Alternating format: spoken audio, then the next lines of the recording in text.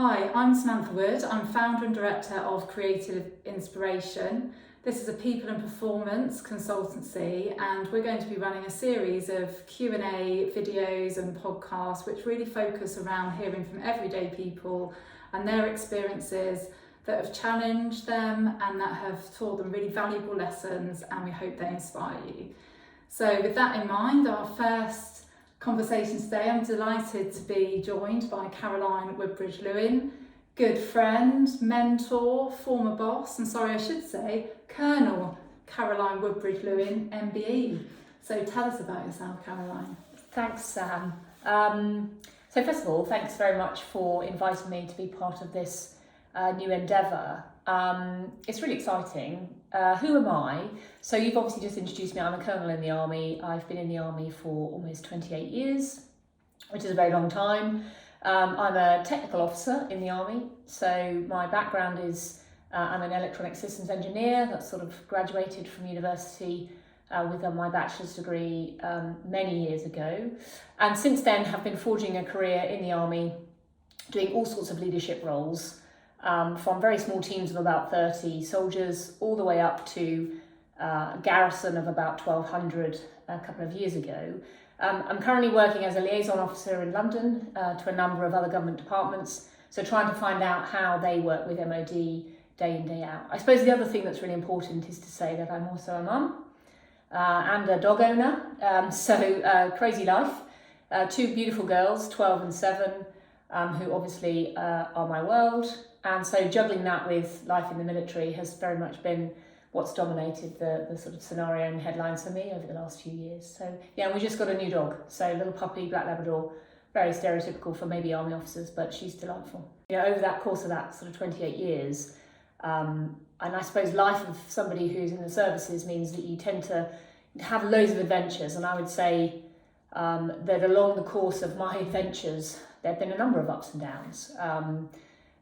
There's a few people out there who will remember that when I had, unfortunately, a big fire in the mess and lost everything. I've also been through some major surgery, which probably is where I'll come back to. I've been through a divorce, which again was not pleasant, and I wouldn't wish that on my worst enemies. And then finally I had to cope alongside my ex-husband with my children being involved in a very high-speed car accident a few years ago. So lots of things, as you can see, which you take a lot from. But I think what I might do is take this to a very personal level and talk about having had brain surgery, which sounds very dramatic, which was about 7 years ago now, which I think will be the big lesson that, or the big event that I think I can draw most from on an individual level. So I think being a very active person, very sporty, going from that, as you know, to being in a position where you have to rely on lots of other people and you have to kind of learn to do lots of new things again. So yeah, that was 2013, so yeah, some years ago now.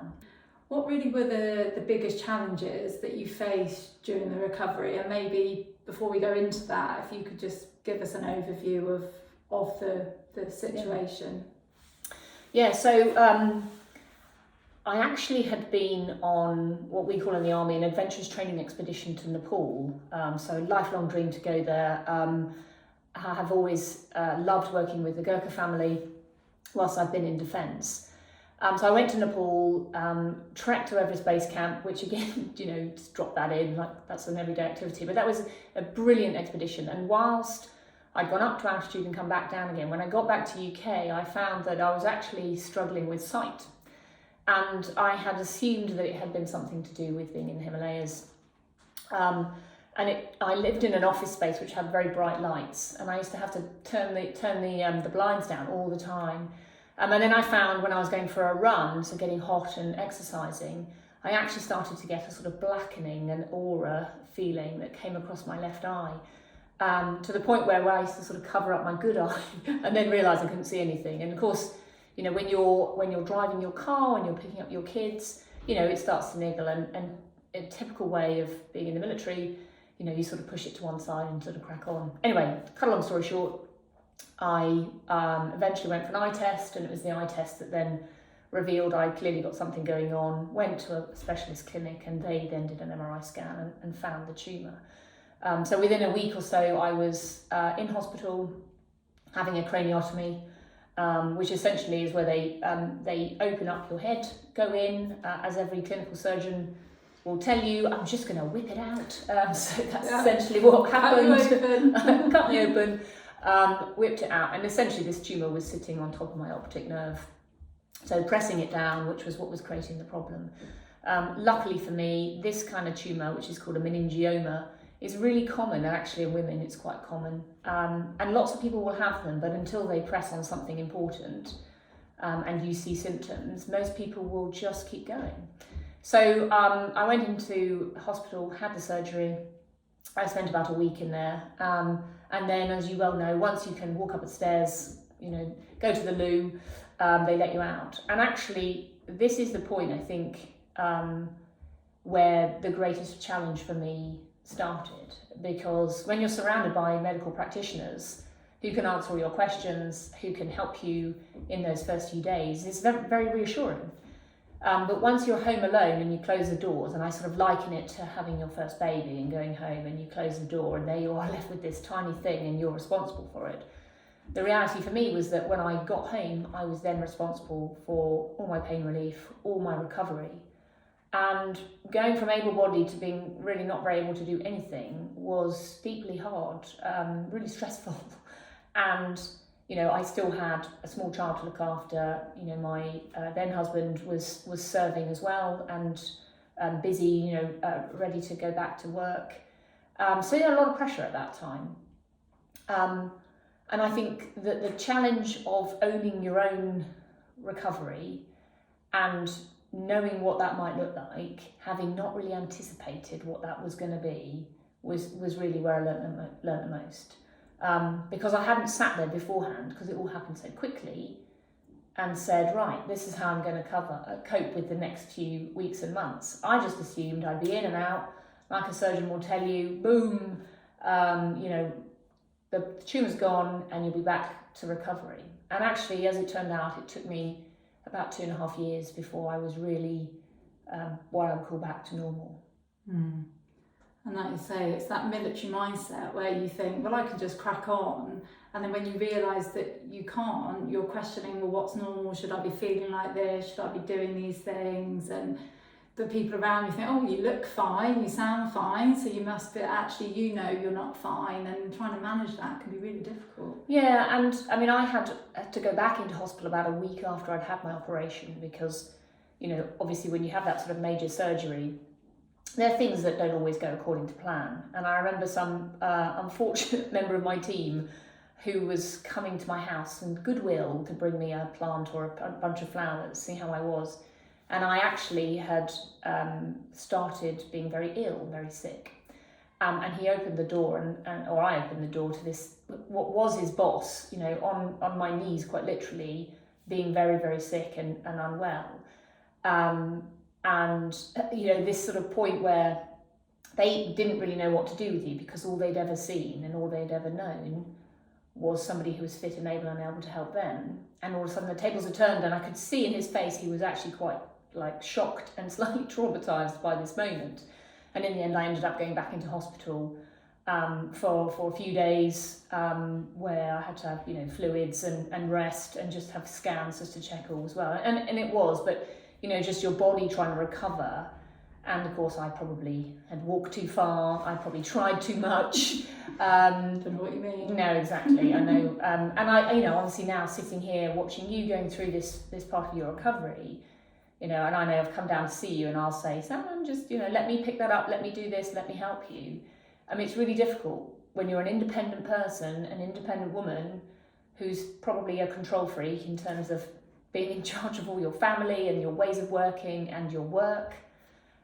So yeah, it was an extraordinary time. And I think that, I haven't really given the context of when this happened. So I had made a decision, having married a fellow serving individual and had a child, that I'd made a decision that I had to retire and go and pursue new activities. And I was actually going to go and become a maths teacher. So I'd got all that set, and I was actually in a period of what we call resettlement. Mm-hmm. And so the challenge of recovery, and then the challenge of questioning all of my decision making that I had done in the time before, the operation, turned my life actually on its head 180 degrees. And so what I decided was I wasn't sure I was leaving the army for all the right reasons. And that period of recovery was giving me way too much time to think about things, but maybe in a good way. And I had that kind of sliding doors moment where I said, okay, I've made a path, I'm forging a new path, and I'm not sure that path's for me. And so I turned it on its head 180 degrees, and I don't regret that for a minute. I sometimes wonder whether those decisions I made were catalysts for my marriage breaking down later in life, because, having two people who serve at the same time and all the pressures of family and the things that go on, I think probably was a contributing factor. But notwithstanding that, that has been a real challenge. So recovery, just, in terms of summarising, answer to your question, a long answer, but absolutely about planning the recovery, I hadn't done that. And so I had lots to learn about coping with a lesser self physically. And then also the challenges of having that time, because we don't often give ourselves time to think, to actually then work out whether my decisions I had made about my own career path were right. And in the end, I made a different decision. So yeah, really huge challenge. On the sort of three biggest areas of recovery, or the three most positive almost lessons that you could share with people that are listening, that may be going through something similar, might go through something similar in the future, but also it would be really great to understand if there were some key themes that you identified that helped your recovery through each of those really challenging and difficult circumstances that you've been through, recovered from, and gained strength from ultimately. Yeah, I suppose in answer to your first question, what's a big takeaway from that physical event? I think was to be patient with yourself. So be patient with yourself, and that's my message to you as well, Sam. But I think we're always in a rush. We're always in a rush. We are, and I'm the worst for it.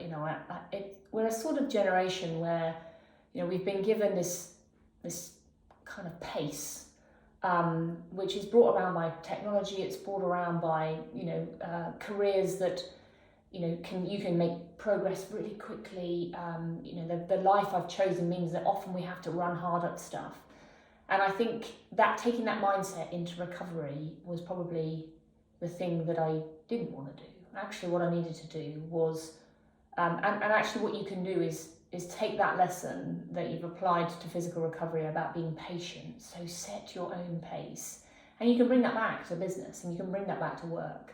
Because I think one of the things is what we forget, especially as leaders, is that when we generate pace in our work, we're generating pace for all the people who work with us, and that might not be comfortable for their pace. And you have to really be careful about that. So being patient and setting your own pace is really, really important. And I think there has to be realism in all of that, because goal setting, as often we dream about achievements or we predict successes. Actually, what we aren't always great at is layering that with realism and being prepared for things not to go the way we want them to go. And I think what I would take from all of that is what I look back at that period of physical recovery, and I would probably argue that the mental part of that recovery was more important than the physical one, was reach out and let people help you, and that's a great lesson for everybody in all we do. Talk to other people, don't try and do it alone. Ask for help. I had this wonderful friend who's now other godmother to my daughter, Lucy, who she was so happy to be able to help me, because one of the challenges I had during this period was that I wasn't allowed to drive, and I lived at the top of a hill on an army camp, miles away from anywhere, and Lucy was my lifeline, and I used to feel real guilt about it because I couldn't help her back. And actually there are times in your life where you just have to realise that you just need to get help from somebody in order to make your life more straightforward. So, there's being patient, there's setting pace, then there's reaching out for help. And I think the other takeaway that I would share from this experience was that I don't underestimate how strong you are and how resilient you are. Definitely don't do that, because I think when we have these big events, we're expecting, as the sort of people we are, progress and success. But actually the thing that shapes and ultimately defines our outcomes is the inner strength, the thing that we've been doing for years. I talk about, many years of service, going to all sorts of places and things not always going according to plan. And all of that plays its part in giving you resilience and giving you positivity. And that was really important. I don't think there were many points during my recovery where I felt like I was never going to get there. There was always a bit of positivity. There was always something to hope about. And that came from, being around good people, surrounding yourself with good people who were prepared to help you. And of course I had great drivers like my kids. I only had one actually at the time, and my dogs. And they would give me those encouraging moments just to go out for 10 minutes to walk, just to read a book, which was hard, to read at that particular time, was overwhelming for my head and my brain. And then I suffered from headaches for a very long time. And I think, don't be ashamed to have, to tell people that you're suffering, because I think, again, what we tend to do is we're setting this crazy pace, we're trying to show everyone we're like superhuman and we're going to come back really quickly. And I remember going back to work after a number of months and being sat in my office with the lights down low and like a cooling pack on my head, because I used to have these awful headaches. And I looked ridiculous, but I had to not care about those moments in order to make sure that my team realised that I wasn't 100%. So it's trying to not force that front cover too often, and being really genuine and honest with people, because that helps make sure that the context around you provides the opportunity for positivity, for realism, and for further sort of demonstrations of your own resilience. And I think all of those events I've been through, divorce, big car accident, my own accidents, and you're going to think I'm an awful driver, but things like my children's accident as well, was how to really maintain a sense of calm when all around you seems really crazy, and how do you keep making really good decisions in this kind of crisis moment. And you might argue, because I'm in the army, that's something that I'm really used to, but only if you've been through lots of crisis. And although mine haven't all been around warfare and being in real high intensity operational environments, and I've been a couple, but making good decisions in your own life when the crises appear requires emotional intelligence about yourself, self-reflection, and it also invites you to just take a pause sometimes and think about the way you're tackling something, and recognise that you don't always have all the skills to cope with the things you're faced with. And that goes back to my point around reaching out, but it's also about continuing a growth journey. So keep learning, keep finding ways, keep listening to other people. The point of this conversation is to try and help people go, oh my God, that's me, I'm in that situation. So, there's a bit in there really around reflection, around pausing. I go back to my comment about being resilient and positive. That all helps, but ultimately embrace who you are, authentic leadership, being who you are, and making sure other people understand who you are, requires you to be yourself, not fighting all those characteristics that you've had and trying to turn you into someone else. It was actually doing all my journey of recovery, doing all my physical and mental, rehabilitation was all about doing that as me. And I think the same applies for any event that has come since, is learn to kind of, hone in on who you are and what's important to you. And I think that finding, people talk about finding yourself, but knowing yourself is probably the bit I would finish with. Wow. I think that will resonate with a lot of people. It certainly resonates for me, and certainly a lot of what you've spoken about, and the themes that also come out that we obviously haven't had time and isn't the conversation to go into today, but the themes such as authentic leadership, vulnerability-based trust, in terms of how you really form those bonds with your teams, but also, you know, other close relationships, your family members, by really being able to, as you say, understand yourself